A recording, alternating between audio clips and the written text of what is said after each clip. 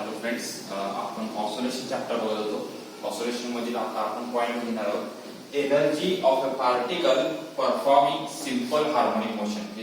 Energy of particle performing simple harmonic motion म्हणजेच आपण जी motion घेतोय कुठली, आतापर्यंत आपण बघितलं होतं मास ऑसिलेटर किंवा स्प्रिंग मास ऑसिलेटर. म्हणजेच काय, मी सगळी डायग्राम ती एक्सप्लेन केली आहे बघा. पहिल्या लेक्चर मध्ये आहे सगळे, दुसऱ्या लेक्चर मध्ये असेल. आता काही इथं काय हवं, एखादं झोपाळ्याचं किंवा पेंडुलमचं एक्झाम्पल दिलं. हा काय असेल, मीन पोझिशन, हे दोन काय झाले एक्स्ट्रीम पोझिशन्स. आता इथं काय कन्सिडर केलं बघा, एनर्जी आपण काढणार आहोत इथं. त्यासाठी एक्सप्रेशन भरपूर मोठा आहे, दोन किंवा तीन लेक्चर मध्ये होईल. लक्ष द्या. Consider a particle of mass m. Consider a particle of mass m performing linear simple harmonic motion along the mn. म्हणजे काय आहे mn, म्हणजे काय करता येतो, लिनियर सिंपल हार्मोनिक मोशन करणारा पार्टिकल. अबाउट मीन पोझिशन काय, point O.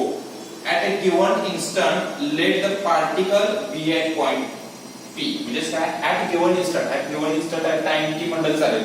At given instant the particle comes at point P. Next, at a distance x from O. O पासून हे डिस्टन्स दिले आहे मित्रांनो, x आहे. O to P डिस्टन्स दिले आहे x आहे. Let ON or OM हे डिस्टन्स दिले. OM is equal to ON is equal to distance दिले amplitude. म्हणजे काय, मॅक्सिमम डिस्प्लेसमेंट दिले amplitude म्हणजे A आहे, called as amplitude. A is called as amplitude. Total energy of particle performing simple harmonic motion is sum of kinetic energy and potential energy. Total energy means kinetic energy, total energy is equal to kinetic energy plus potential energy. लक्षात ठेवा, total energy कधी काढताना आपण काय करतोय, kinetic energy plus potential energy. Next, first we find potential energy. पुस्तकात एवढे explain केलेलं नाही मित्रांनो, जास्तीत जास्त एक्सप्लेनेशन देण्याचा प्रयत्न करतोय मी, जास्त सोपं करण्याचा प्रयत्न केला. First we find potential energy.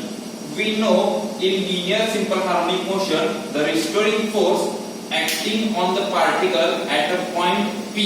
Restoring force acting at a point P is given by restoring force F is equal to minus x.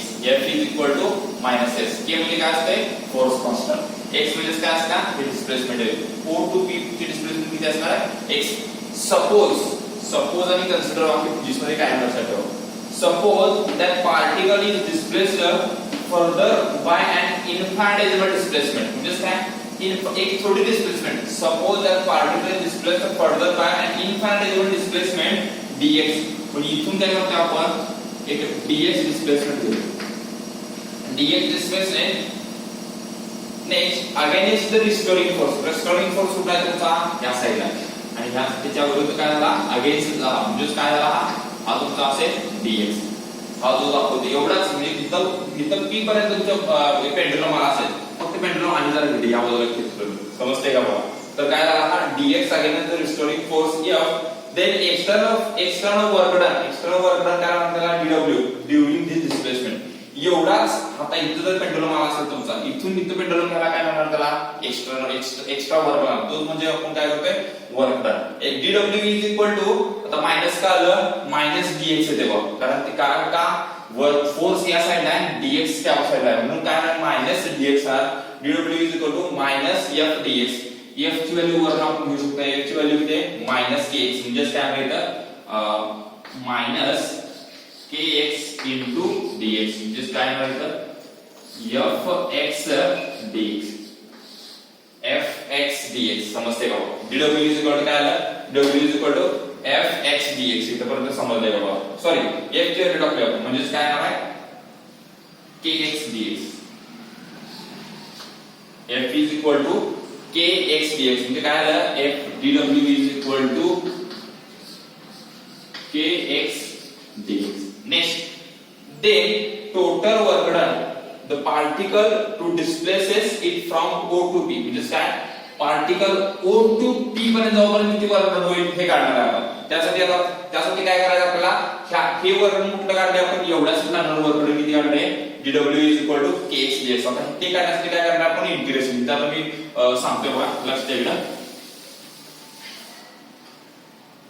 Integration total work done काढण्यासाठी काय होते, integration dw is equal to integration kx dx.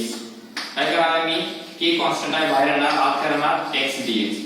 म्हणजे काय झालं इथं k आणि x dx चे integration काय होते x²/2 म्हणजे काय येणार आहे हाफ kx². म्हणजे w तुमचा काय आला w हाफ kx² आणि वर्क डन काय असणार आहे पोटेन्शियल एनर्जी. म्हणजे तुमचं पोटेन्शियल एनर्जी इक्वेशन आलं बघा लक्षात.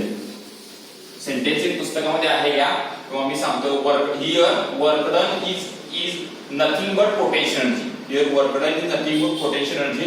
So that potential energy is equal to work done is equal to potential energy is equal to work done is equal to काय आलं half kx². काय आलं half kx². k म्हणजे काय माहिती आपल्याला k is force constant, that is k ची value काय माहिती आपल्याला but k is equal to m². झाले का बघा.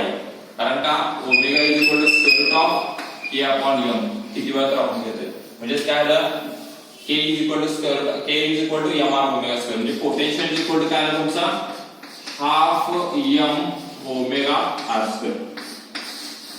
पोटेन्शियल चे दोन इक्वेशन मिळाले. इथपर्यंत समजले. Okay next